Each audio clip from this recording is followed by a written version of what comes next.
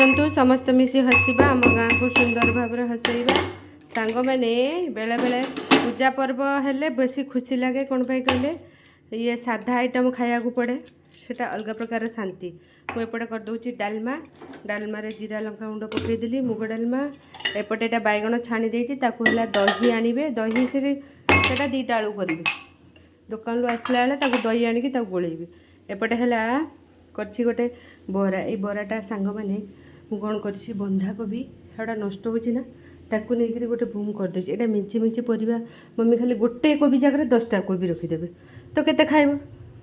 4 जन लोक जी खाइबा कथा खाइब ताकू गोटे नुआ डिश करदे एपटे ये भेंडी आलू भाजी एपटे है बड़ी खसा बड़ीटा यहाँ 2 मास भर खाईदे ठीक अच्छे ना पोक लगे जी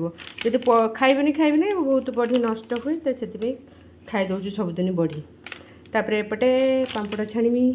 एपटे बराटा करुच्ची सांग मैंने देखा आज खोईबी समस्त केमती लगुच कहबिनी एटा कि बरा बोली है कहले से कहे हाँ ता टेस्ट भल लगुनि न कहले कहे ना भल लगुच से सस्पेन्स सब कम रखा उचित है तापर भात चाउल मुझे एपटे सांग मैंने रेडी कर रही सांग मैंने जल्दी जल्दी कर दिए रोसे पुणी जी पार्लर को